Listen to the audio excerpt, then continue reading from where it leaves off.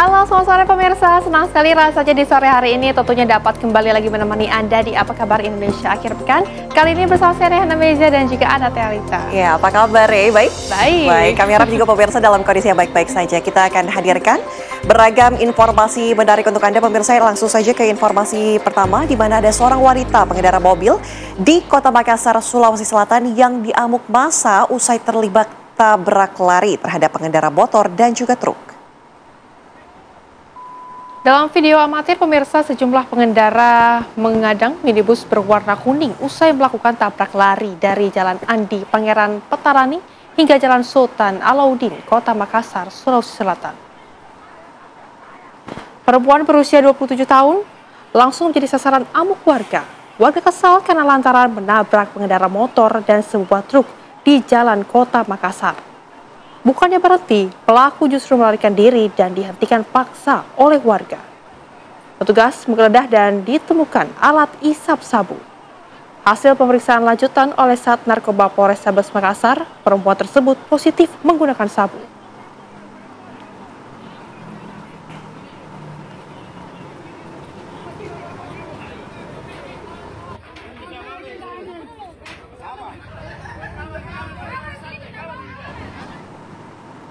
Informasi lainnya untuk Anda pemirsa dari wilayah Jawa Tengah. Minibus mengangkut rombongan di Banjarnegara, Jawa Tengah terperosok ke jurang sedalam 15 meter. Inilah pemirsa rekaman video amatir warga pasca kecelakaan yang melibatkan minibus Elf yang terjun bebas ke jurang sedalam 15 meter, tepatnya di jalur turunan ekstrim Sikelir, Kecamatan Wanayasa. Diduga rem tidak berfungsi dengan baik dan supir tak menguasai medan terjal di lokasi tersebut. Kondisi jalan yang sempit dan curam membuat warga dan tim relawan kesulitan melakukan evakuasi kendaraan serta menyelamatkan korban yang terluka. 8 orang termasuk pengemudi mengalami luka-luka serius dan langsung dilarikan ke Puskesmas Karangkobar untuk mendapatkan perawatan intensif.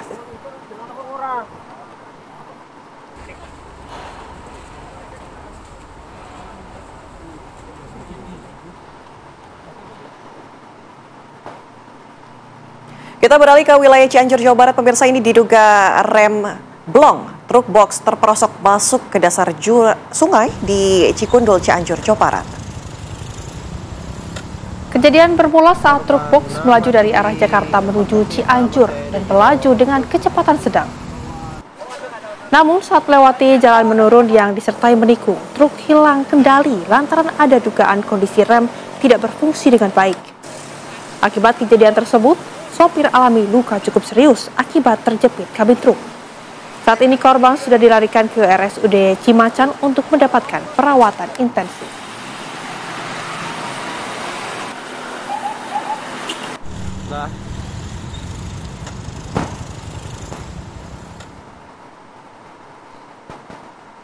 Beralih ke informasi lainnya pemirsa mengenai kebakaran yang terjadi di Tangerang, 3 rumah semi permanen di area tempat penampungan barang bekas di Kelurahan Karang Timur, Kecamatan Karang Tengah, Kota Tangerang, Banten, Sabtu siang ludes terbakar api. Api diduga berasal dari belakang bangunan salah satu rumah dan dengan cepat melahap seluruh bangunan yang ada di sekitarnya. Banyaknya benda mudah terbakar, seperti barang bekas atau rongsokan dan material yang terbuat dari bahan kayu membuat api dengan cepat membesar. Api berhasil dipadamkan 1 jam kemudian setelah 5 unit mobil dan 25 personel pemadam kebakaran diterjunkan ke lokasi.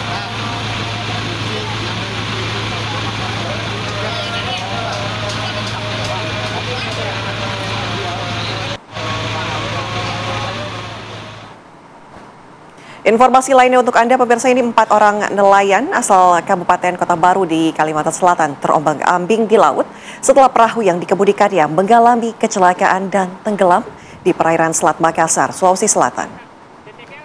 Dan inilah dia pemirsa detik-detik video rekaman yang diambil oleh salah seorang nelayan asal Kabupaten Kota Baru, Kalimantan Selatan saat perahu yang ditumpanginya nyaris tenggelam di Selat Makassar. Setelah sempat terombang-ambing di lautan, keempat nelayan ini dapat diselamatkan oleh kapal KM Great Explorer asal Hong Kong yang sedang melintas di lokasi sekitar.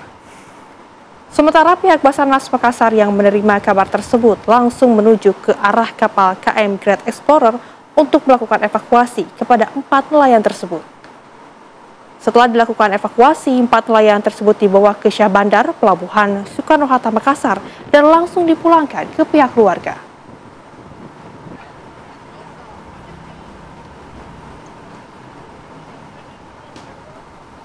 Sungguh malang, jangan memang, sungguh malang.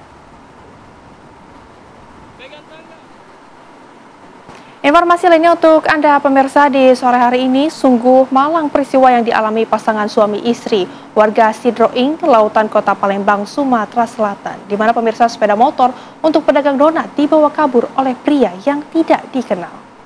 Kejadian bermula saat pelaku datang ke rumah korban untuk memesan donat untuk acara kantor. Kemudian pelaku meminta diantarkan oleh korban dengan sepeda motor ke lokasi yang sudah direncanakan. Namun di tengah perjalanan pelaku meminjam sepeda motor korban untuk menjemput istrinya. Korban kemudian meminjamkan sepeda motornya, namun miris pelaku tidak kembali lagi. Korban seperti dihipnotis. Semula tidak ada rasa curiga dengan pelaku yang memesan 10 kotak donat dengan uang panjar Rp100.000. Setelah kejadian, korban melapor ke polisi dan berharap pelaku bisa ditangkap.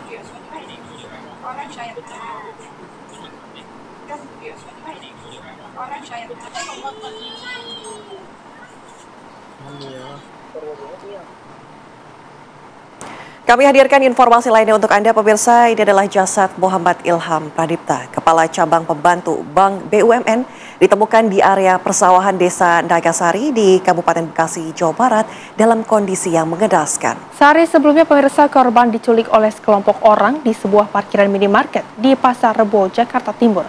4 pelaku berhasil ditangkap dan polisi juga kini masih memburu eksekutor dan juga masih mendalami motif pembunuhan tersebut.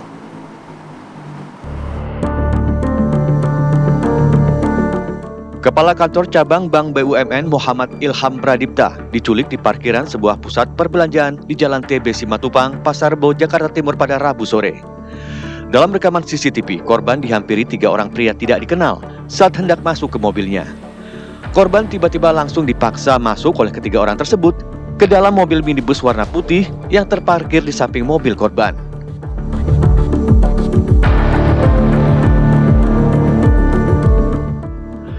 Sehari setelahnya pada Kamis pagi, jasad korban ditemukan di area persawahan di Kabupaten Bekasi, Jawa Barat. Pakaian yang dikenakan korban terlihat masih sama seperti saat korban diculik, sedangkan kaki dan tangan korban terikat tali serta mata korban tertutup dengan lakban.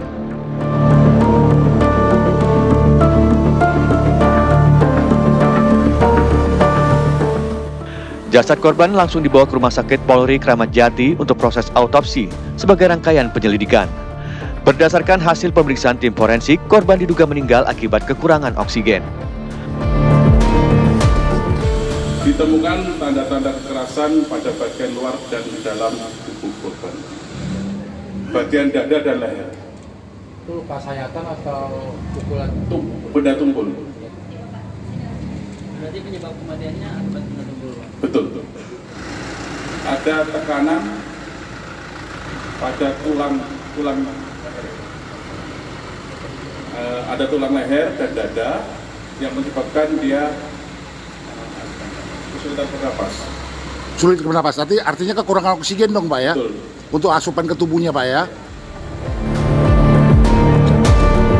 Keluarga berharap kasus pembunuhan ini dapat cepat diselesaikan. Motifnya dapat terang benderang sehingga pelaku dapat segera tertangkap.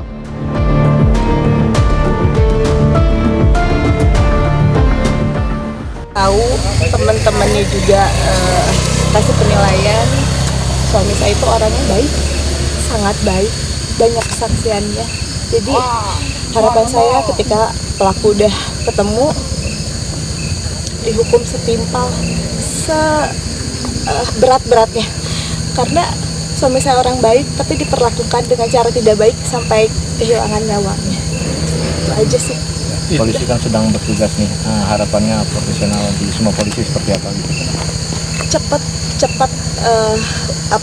diusut sampai tuntas sih. cepet nangkap pelaku, terus ketahuan motifnya apa, otaknya apa, karena kan selama ini kita masih bertanya-tanya kenapa bisa suami saya yang kata orangnya baik kok bisa diperlakukan tidak baik gitu. Tidak membutuhkan waktu lama, Subdit Resmob di Reskrimop Polda Metro Jaya berhasil menangkap 4 pelaku. 3 pelaku ditangkap di kawasan Johar Baru, Jakarta, dan 1 pelaku lainnya ditangkap di Bandara Komodo, Labuan Bajo, Nusa Tenggara Timur saat hendak kabur ke kampung halamannya. Keempat terduga pelaku kini sedang menjalani pemeriksaan intensif di Polda Metro Jaya. Polisi juga menyatakan masih memburu eksekutor dan juga dalang di balik pembunuhan ini. Namun, apa yang menjadi motif dari penculikan dan pembunuhan ini masih belum diketahui. Tim TV One mengabarkan.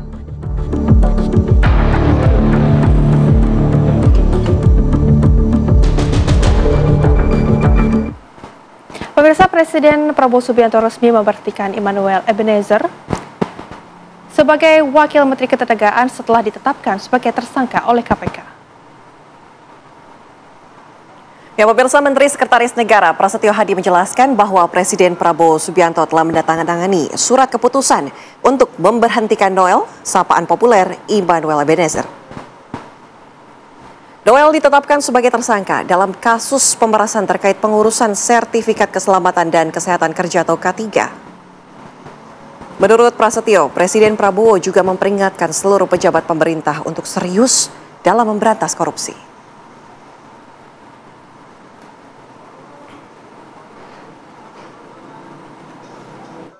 Bismillahirrahmanirrahim. Assalamualaikum warahmatullahi wabarakatuh. Saya Prasetyo Hadi, Menteri Sekretaris Negara. Dalam hal ini ingin menyampaikan berkenaan dengan perkembangan terhadap kasus yang menimpa Saudara Immanuel Ebenezer yang pada sore hari ini tadi telah ditetapkan sebagai tersangka oleh Komisi Pemberantasan Korupsi. Baru saja untuk menindaklanjuti hal tersebut, Bapak Presiden telah menandatangani keputusan Presiden tentang pemberhentian Saudara Immanuel Ebenezer dari jabatannya sebagai Wakil Menteri Tenaga Kerja. Selanjutnya, kami menyerahkan seluruh proses hukum untuk dijalankan sebagaimana mestinya, dan kami berharap ini menjadi pembelajaran bagi kita semuanya, terutama bagi seluruh anggota Kabinet Merah Putih dan seluruh pejabat pemerintahan untuk sekali lagi benar-benar Bapak Presiden ingin kita semua bekerja keras, berupaya keras di dalam memberantas tindak-tindak pidana korupsi. Demikian yang dapat kami sampaikan. Wassalamualaikum warahmatullahi wabarakatuh. Selamat malam, terima kasih. Pemirsa, usai ditetapkan sebagai tersangka oleh Komisi Pemberantasan Korupsi atau KPK, Immanuel Ebenezer alias Noel menyampaikan secara terbuka permintaan maafnya kepada Presiden Prabowo Subianto. Noel juga menyebut dirinya tidak kena OTT dan tidak terlibat kasus pemerasan. Oleh karena itu, Noel pun berharap untuk mendapatkan amnesti dari Presiden Prabowo Subianto.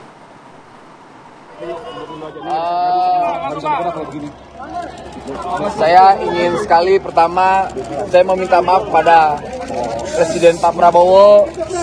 Kedua, saya minta maaf kepada anak dan istri saya. Ketiga, saya minta maaf terhadap rakyat Indonesia.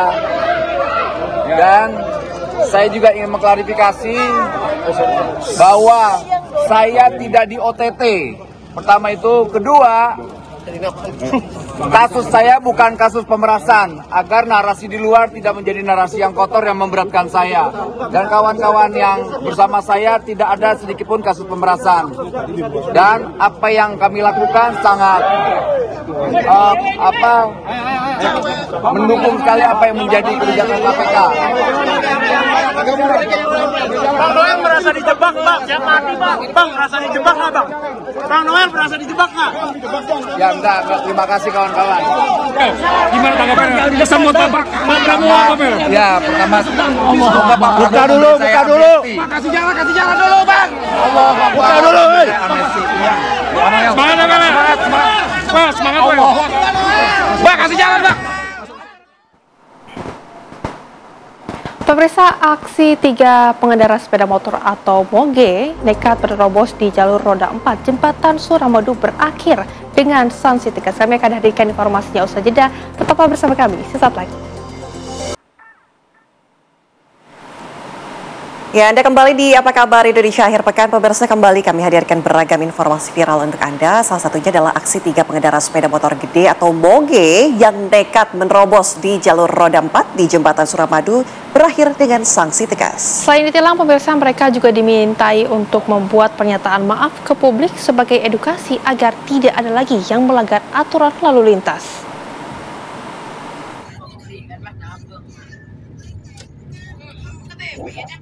Inilah momen saat 3 pengendara moge yang berboncengan dan menerobos jalur roda 4 di atas jembatan Suramadu Bangkalan. Ketiganya terekam handphone seorang penumpang mobil dari arah Bangkalan menuju Surabaya. Diketahui mereka merupakan bagian dari rombongan komunitas moge, namun hanya mereka bertiga saja yang nekat menerobos masuk ke jalur mobil. Sementara sebagian besar lainnya tetap melewati jalur roda 2 yang terletak di sisi kiri jembatan. Orang kaya bebas. Yang tanpa sengaja kami melintas tidak pada jalurnya. Mohon maaf atas kesalahan kami. Mohon maaf kepada Satlantas, Kapolres Bangkalan beserta masyarakat Bangkalan. Kami tidak akan mengulangi lagi. Telah melaksanakan kegiatan lidik untuk mencari dan menemukan yang bersangkutan, sehingga yang bersangkutan kita panggil, kita laksanakan klarifikasi dan kita berikan tindakan penilangan. Selain meminta maaf dan berjanji tidak akan mengulanginya lagi, mereka juga mendapatkan sanksi tilang dari pihak kepolisian. Dari Bangkalan, Madura, Jawa Timur, Abdur Rahim, TV One mengabarkan. Pemirsa, beralih ke informasi lainnya dari wilayah Medan Timur, pemirsa, di mana Kapolsek menangkap seorang pria yang sudah 5 kali melakukan pencurian spion mobil milik warga di kota Medan. Ya, pelaku mengaku nekat mencuri spion mobil karena terdesak kebutuhan ekonomi. Aksi pelaku bersama rekannya itu terekam kamera pengawas CCTV. Keduanya beraksi di tengah malam saat kondisi sedang sepi. Dengan menaiki sepeda motor, korban mengincar mobil yang terparkir di pinggir jalan. Tidak butuh waktu lama, pelaku langsung mematahkan spion mobil dan langsung kabur. Dari keterangan pelaku, aksi pencurian sudah dilakukan sebanyak 5 kali. Spion mobil yang telah dicuri langsung dijual kepada penadah dengan harga Rp100.000 dan hasilnya dipakai untuk kebutuhan keluarga. Saat ini, polisi masih melakukan pengembangan dan mencari keberadaan rekannya yang masih kabur.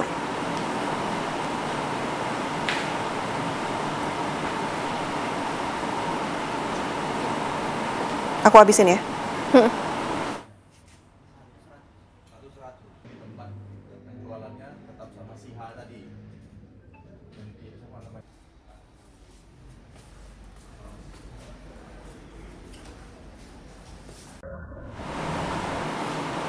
Informasi lainnya untuk Anda, pemirsa. Selama 2 hari, bocah perempuan disabilitas menghilang dari rumah. Setelah keluarga melapor ke polisi, korban ditemukan puluhan kilo dari lokasi awal menghilang. Siti Hodijah, bocah perempuan 13 tahun yang hilang sejak 2 hari lalu, kini telah ditemukan dan dijemput keluarga bersama pihak kepolisian dari Polsek Kemuning.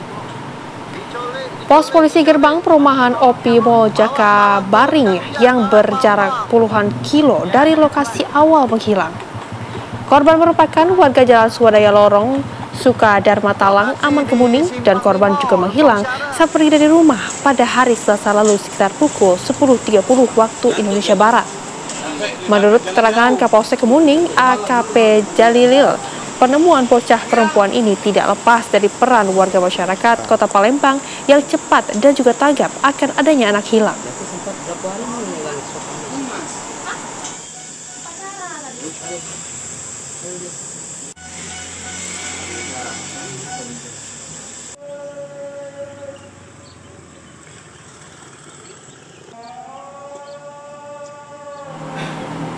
Pemirsa, kami akan ajak Anda untuk beralih ke informasi viral lainnya di sore hari ini, di mana sebuah video rombongan warga memikul keranda jenazah menyeberangi sungai di Kabupaten Sukabumi, Jawa Barat viral di media sosial. Aksi dramatis ini terjadi karena jembatan yang menjadi satu-satunya akses penghubung warga rusak diterjang banjir. Masya Allah. Sebuah video dramatis ini viral di media sosial. Rombongan warga Desa Tanjung, Kecamatan Jampang Kulon, Kabupaten Sukabumi, Jawa Barat, memikul keranda jenazah menyeberangi Sungai Cikarang. Warga Tanjung. Tidak hanya keranda, para pelajar pun harus rela menyeberang sungai untuk menuju sekolah yang berada di seberang sungai. Kondisi ini berlangsung pasca jembatan yang dibuat oleh pemerintah pada tahun 2017 lalu rusak akibat bencana. Setelah dibangun secara swadaya masyarakat, tahun 2024, jembatan terhempas arus sungai tidak tersisa. Ironisnya, jembatan yang menjadi akses satu-satunya warga menuju pusat kota belum dibangun kembali.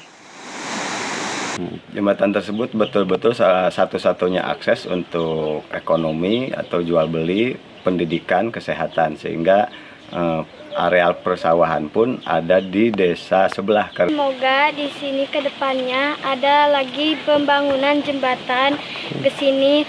Saya mohon harapannya, soalnya kita hampir tiap hari sekolah harus nyebrang kayak gini. Susah Pak, takut airnya besar. Warga berharap kepada pemerintah untuk segera membangun kembali jembatan sebagai akses satu-satunya untuk sekolah, ekonomi, bahkan kebutuhan kesehatan menuju rumah sakit. Dari Sukabumi, Jawa Barat, Rizky Gustana, TV One mengabarkan.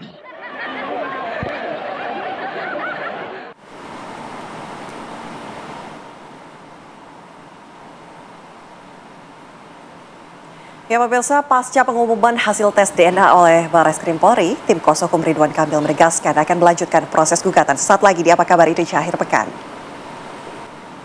Ya, Anda kembali di Apa Kabar Indonesia Akhir Pekan. Pemirsa, DPR bersama dengan pemerintah dan juga Lembaga Manajemen Kolektif Nasional atau LMKN sepakat mengakhiri polemik terkait royalti lagu. Masyarakat pun pemirsa dipersilakan untuk memutar lagu tanpa ada rasa khawatir.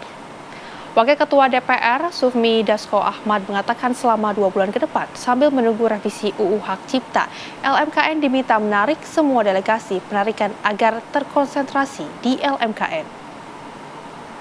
Selama 2 bulan ke depan, LMK yang berada di bawah naungan LMKN dapat diaudit lebih dulu. Dasko berharap dengan skema pendelegasian penarikan royalti ke LMKN dapat meredakan kekhawatiran masyarakat, sehingga masyarakat pun tidak takut untuk memutar lagu.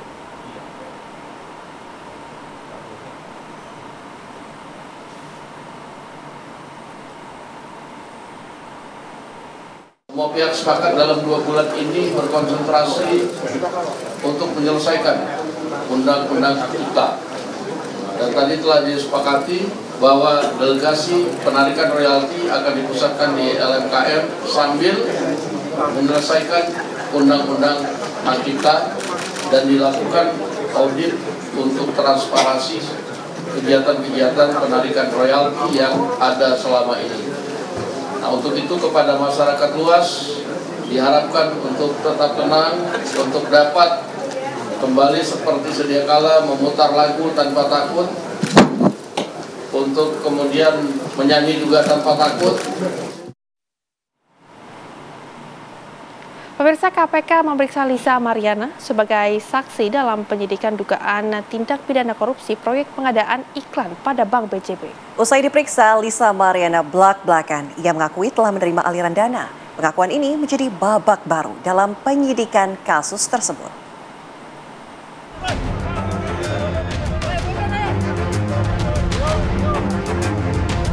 Lisa Mariana memenuhi panggilan penyidik KPK untuk diperiksa sebagai saksi dalam penyidikan dugaan tindak pidana korupsi proyek pengadaan iklan pada Bank BJB periode 2021-2023. Dengan didampingi kuasa hukumnya, Lisa Mariana tiba di Gedung Merah Putih KPK Jakarta Selatan Jumat siang. Menurut penyidik KPK, pemeriksaan terhadap Lisa Mariana dinilai sangat penting untuk mengungkap konstruksi perkara, termasuk aliran dana yang diduga menyimpang. Tentunya, keterangan ataupun informasi yang nanti disampaikan oleh saudari LM dalam pemeriksaan dengan penyidik tentu sangat dibutuhkan, ya, sehingga keterangan-keterangan itu nanti akan membantu KPK dalam mengungkap perkara ini.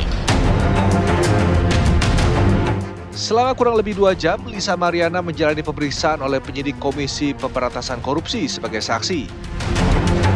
Usai diperiksa, Lisa Mariana mengakui telah menerima aliran dana.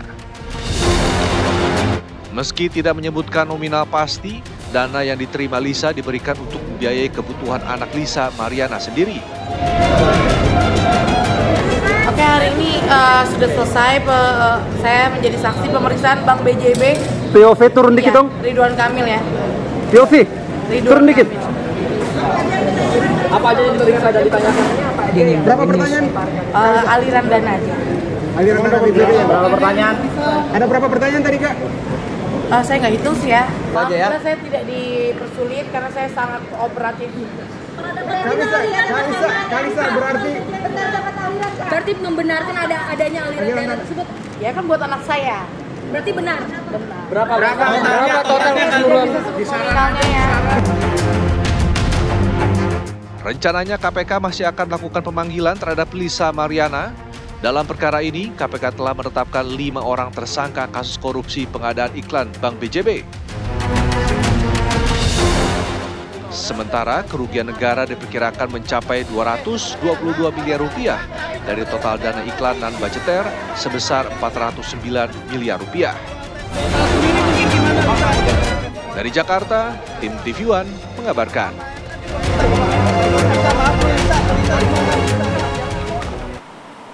Pemirsa, pasca pengumuman hasil tes DNA oleh Bareskrim Polri yang dilakukan terhadap mantan Gubernur Jawa Barat Ridwan Kamil tidak identik dengan anak Lisa Mariana berinisial CA, tim kuasa hukum menegaskan akan melanjutkan proses gugatan.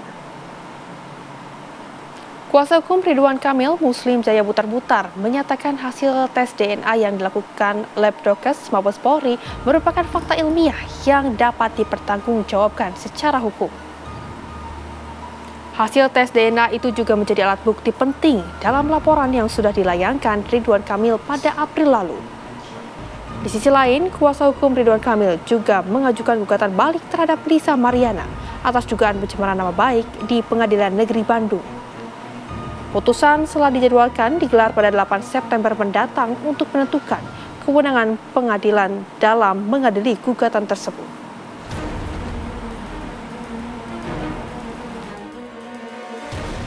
Terkait gugatan Lisa Mariana di Pengadilan Negeri Bandung tentang perbuatan melawan hukum, kami telah mengajukan gugatan rekonvensi tuntut balik terkait dengan adanya pencemaran nama baik.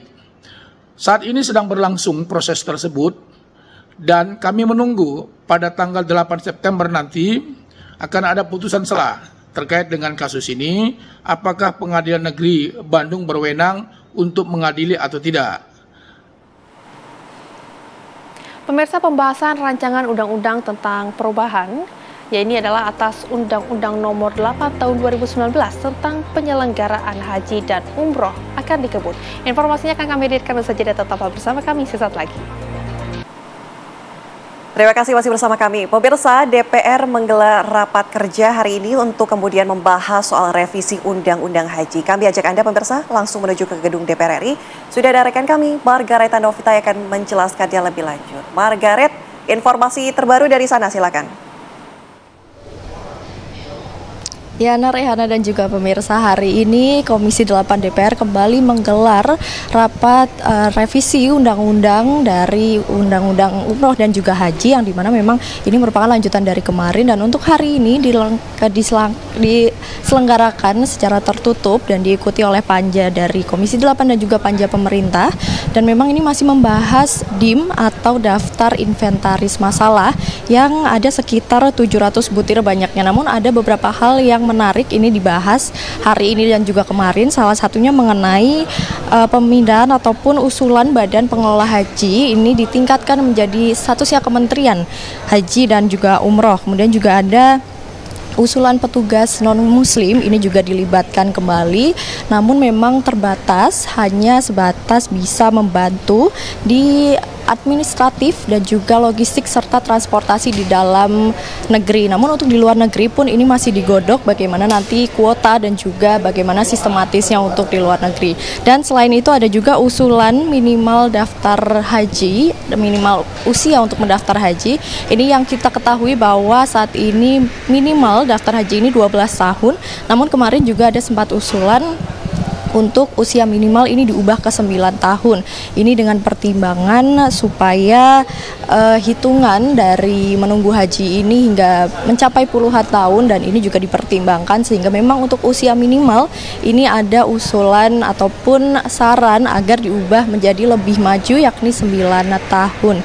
Dan memang untuk hari ini beberapa hal juga masih dibahas seperti teknis keuangan dan juga teknis kesehatan, dan kuota dari daerah pun juga masih dibahas dan juga digodok, dan ini rencananya masih akan dirapatkan hingga pekan depan dengan target nantinya RUU perubahan haji dan umroh ini bisa dibawa ke dalam rapat paripurna di tanggal 26 Agustus mendatang. Untuk sementara kami masih menunggu apa hasil dari rapat hari ini. Kembali ke studio Ana dan juga Rehana.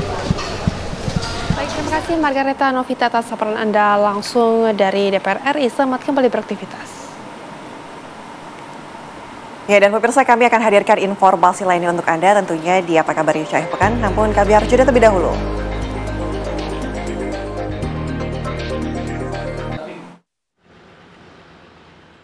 Kejadian luar biasa KLB ditetapkan oleh pemerintah Kabupaten Sumeneb pada bulan Agustus 2025 karena sejak awal Januari tercatat ada 1.944 suspek campak dan 12 balita dilaporkan meninggal dunia. Beberapa penyebab yang memicu meningkatnya jumlah balita penderita campak di Sumeneb diduga salah satunya adalah pandemi COVID-19. Saat pandemi COVID, para balita kebanyakan melewati fase imunisasi campak saat masih berusia 9 bulan. Kabid Kesehatan Masyarakat Dinkes Sumeneb menjelaskan, pihaknya telah menyiapkan sejumlah langkah efektif untuk meminimalisasi masifnya penyebaran campak. Teman-teman, untuk jumlah kasus campak, suspek campak yang ada di Kabupaten Sumeneb, dari jumlah minggu ke-32 di bulan Agustus ini, jumlahnya adalah 1.944. Itu adalah jumlah akumulasi dari jumlah kasus suspek campak dari bulan Januari sampai dengan bulan Agustus. Dan jumlah kematian yang 12 itu pun dari bulan Januari dan bulan Agustus pada minggu pertama ini. Selain itu, anomali cuaca yang tengah terjadi diduga juga menjadi pemicu masifnya penyebaran campak di Kabupaten Sumeneb. Dari Sumeneb, Jawa Timur, Feros Afif, TV One, mengabarkan. Pemirsa, Gubernur Jawa Timur Hovifah Indar Parawansa meminta kepada seluruh pihak agar peristiwa KLB campak di Kabupaten Sumeneb yang merenggut nyawa 12 anak dapat diantisipasi. Ia juga meminta semua pihak agar proaktif untuk melakukan koordinasi dan juga selalu mencari solusi efektif khususnya dalam pelayanan kesehatan. Kalau Pemprov ini ada layanan kesehatan sebenarnya sangat komprehensif, dan kita berharap bahwa dari daerah kawan-kawan bisa lebih proaktif untuk bisa mencari solusi-solusi efektif itu. Jadi pasti kita tidak inginkan ada kasus yang tidak tertangani. Saya berharap bahwa layanan kesehatan kita sebetulnya kan sudah makin komprehensif pemenuhannya, proaktif semua pihak menjadi sangat penting untuk bisa memberikan quick response.